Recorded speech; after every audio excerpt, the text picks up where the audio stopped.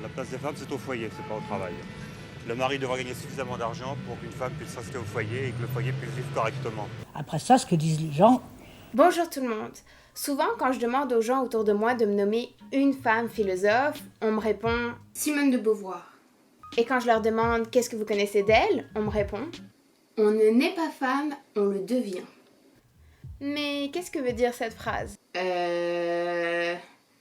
C'est ce que nous allons voir aujourd'hui. Si dans les manuels scolaires, on présente souvent Simone de Beauvoir comme étant la copine de Sartre, ce qui est franchement ironique considérant que c'est une grande féministe qui s'est battue pour la reconnaissance des femmes, elle est une philosophe à part entière. Sa pensée est existentialiste, comme celle de Sartre ou de Camus ou d'autres, mais son approche est particulière car elle prend racine dans l'étude de la condition féminine.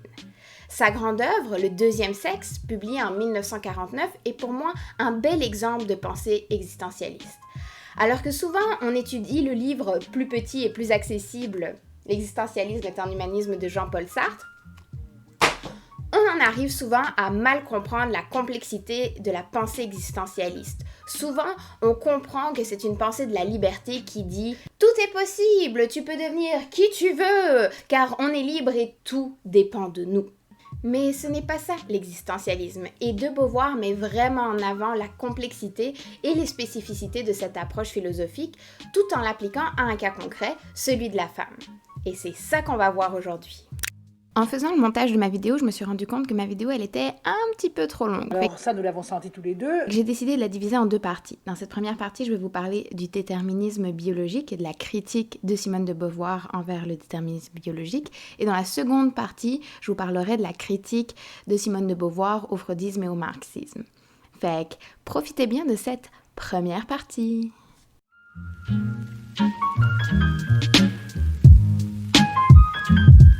Simone de Beauvoir a écrit sur tellement de choses et parlé de tellement de choses que ma vidéo sera forcément incomplète. Je vais me contenter de vous montrer comment elle exprime sa pensée existentialiste dans son livre Le deuxième sexe et que signifie sa phrase célèbre « On ne naît pas femme, on le devient ». Aujourd'hui, ce livre est considéré comme un ouvrage de référence pour le féminisme et même comme une œuvre militante. Mais Simone de Beauvoir ne l'avait pas écrit dans cette optique-là. Son intention, à la base, est de faire une étude philosophique de la condition de la femme. Pour ce faire, elle va attaquer trois grandes approches qui ont traité de la question de la femme. Le déterminisme biologique, la psychanalyse freudienne et le matérialisme historique. What? Ok, commençons par le déterminisme biologique. Déterminisme veut dire que l'on est déterminé, soit que l'on ne choisit pas. Le déterminisme biologique dit que c'est la biologie qui nous détermine, donc c'est la biologie qui choisit, et dans ce cas-ci, c'est la biologie qui décide qu'est-ce qu'une femme. Le livre de Beauvoir commence d'ailleurs comme suit. La philosophe fait une longue description des différences biologiques entre les hommes et les femmes. Cette description a plusieurs raisons d'être. 1. Elle veut montrer qu'elle a bien fait ses recherches et qu'elle est bien au courant de ce que la biologie a à dire sur la femme. Bien sûr, ça remonte à plusieurs décennies, fait qu'aujourd'hui, il y aurait des choses à revoir. 2.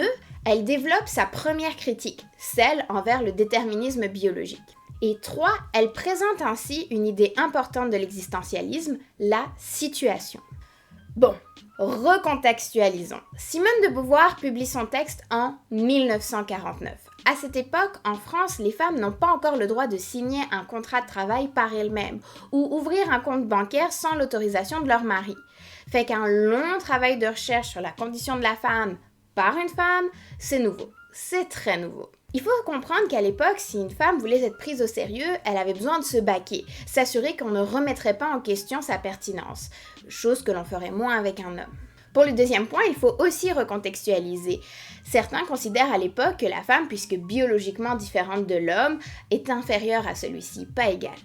D'ailleurs, la biologie a souvent servi à justifier des inégalités, pas juste envers les femmes, mais aussi envers les homosexuels ou envers les personnes racisées.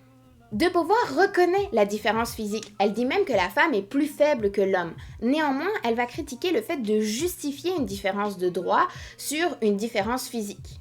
Pourquoi? 1. Parce que cette différence physique n'a plus lieu d'être aujourd'hui. Grâce à la technique, tout le monde peut faire tous les jobs. 2. Parce que l'être humain est un être qui n'est pas donné, mais qui se crée. C'est la prémisse de base et le cœur de la philosophie existentialiste. Le postulat de l'existentialisme est que le monde est vide de sens. Il n'y a pas de but. Il n'y a pas une entité qui a créé le monde pour l'amener vers une certaine direction avec un certain destin. On a longtemps cru que oui, mais je vous rappelle, le deuxième sexe sort en 1949, après les 2 guerres mondiales. Fait qu'à ce moment-là, on croit plus vraiment que l'histoire s'en va vers un mieux, ou que l'humanité est destinée à quelque chose de grand. On commence un petit peu à perdre espoir, et on se dit que le monde n'a pas de sens. Si le monde n'a pas de sens, qu'il n'a pas un certain but, eh bien l'humain non plus. L'humain n'a pas d'essence, il n'a pas de but, il n'est pas destiné à quelque chose avant de naître. Il se crée sa propre essence. Créer sa propre essence, maison... Ah, c'est illégal. Sont rebelles les existentialistes. Ce qui signifie aussi qu'il n'existe pas de bien ou de mal en soi. Puisque le bien et le mal est souvent relié à quelque chose de destiné ou à ce que Dieu a dit, mais si tout ça disparaît, eh bien le bien et le mal ne sont que des créations. Puisque tout est création, cela signifie que l'on peut changer, et si le bien, le mal et notre conception de l'être humain sont des créations, on peut les changer. On a longtemps considéré qu'il était moral d'avoir des esclaves, et puis on a fini par changer cette affirmation. Alors, pourquoi ne pas changer l'affirmation aussi sur les femmes? Parce que les hommes n'avaient pas intérêt à le formuler. Mais de Beauvoir insiste sur la différence physique aussi pour une 3e raison.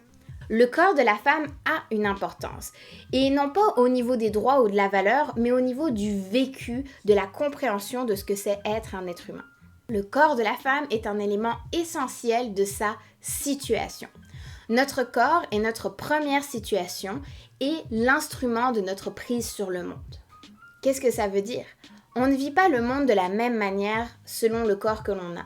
Si par exemple j'étais en chaise roulante, eh bien ma vision de l'espace changerait.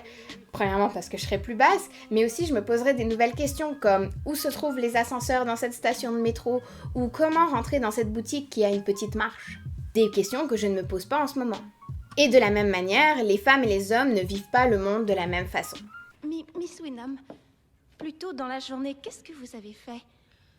Je me suis levée et j'ai pris un café, je suis allée au gymnase, puis je me suis fait faire une permanente et je suis rentrée. Et vous avez pris une douche? Sur ce point, le témoin a été très clair et elle a dit qu'elle était sous la douche, non? Maintenant, est-ce une règle capitale et primordiale de ne pas mouiller les cheveux pour au moins 24 heures lorsqu'on vient d'avoir une permanente, au risque de désactiver le thiglycolate d'ammonium? Oui. Et est-ce que quelqu'un qui aurait eu une 30aine de permanentes dans sa vie serait bien au courant de cette règle, dites-moi? Et si vous n'étiez pas en train de laver vos cheveux comme je le pense, car vos bouclettes sont intactes, ça c'est certain, n'auriez-vous pas entendu la détonation?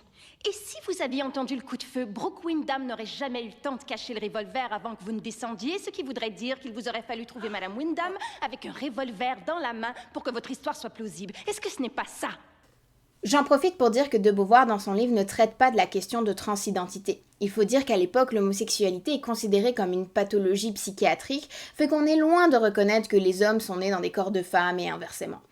Mais ça ne change pas son propos concernant le corps. Si un homme est né dans le corps d'une femme, eh bien, il va vivre différemment sa situation qu'une personne cisgenre. Bref, pourquoi est-ce que c'est si important pour les philosophes de parler du corps? C'est parce que la liberté existentialiste ne se fait qu'à travers une situation. En effet, on ne parle pas ici de liberté au sens physique ou politique, mais la liberté existentialiste parle de libre arbitre, ou en d'autres mots, de choix. Ok. Imaginez-vous vous retrouver dans le vide. Il n'y a rien autour de vous. Vous ne pouvez faire aucun choix. Eh bien, vous n'êtes pas libre. Par contre, imaginons que vous aviez une pomme. Là, des choix s'offrent à vous. La manger, jouer avec, la regarder, tomber en amour. Bref, là, votre liberté s'exerce. Mais si elle n'est plus là, vous n'avez plus de choix. En fait, c'est faux. Vous pourriez toujours faire des choix grâce à votre corps. Mais si vous n'aviez même plus votre corps, il est alors là complètement impossible de faire des choix. Votre corps fait partie de votre situation et pour être libre, vous avez besoin d'une situation. Bref, oui, la biologie a son importance car nos corps sont différents et ça nous donne des situations de départ différentes. Mais cela ne signifie pas que nous n'avons aucune liberté et nous avons certainement la liberté de changer notre façon de concevoir la femme. Le problème est justement utiliser la biologie pour imposer une situation à la femme, comme par exemple obliger les femmes à se marier. Les différences biologiques qui sont évidentes, vous considérez qu'elles ne jouent pas de rôle dans le comportement ultérieur éventuel de l'individu? Je pense qu'elles peuvent en jouer un, si, elles en jouent un, certainement. Mais l'importance qui leur est accordée, l'importance que prennent ces différences, vient du contexte social dans lequel elles se situent. Je veux dire que, bien entendu, c'est très important qu'une femme puisse être enceinte, avoir des enfants, tandis que l'homme ne le peut pas. Ça fait une grande différence entre les deux. Mais ce n'est pas cette différence qui fonde la différence de statut et l'état d'exploitation et d'oppression auquel est soumise la femme. C'est en quelque sorte un prétexte au cours duquel se construit la condition féminine. Mais ce n'est pas cela qui détermine cette condition. Et voilà ce qui conclut ma première vidéo sur Simone de Beauvoir. Dans la prochaine vidéo, je continuerai l'analyse des critiques de Simone de Beauvoir, cette fois envers la psychanalyse freudienne et le matérialisme historique. On verra ainsi plus en profondeur sa pensée existentialiste. Fait que si vous voulez pas manquer ça, abonnez-vous à ma chaîne. En attendant, pour patienter, vous pouvez toujours me laisser un commentaire pour dire ce que vous pensez de mes vidéos ou me proposer d'autres philosophes à traiter. Quant à moi, je vous dis à la prochaine.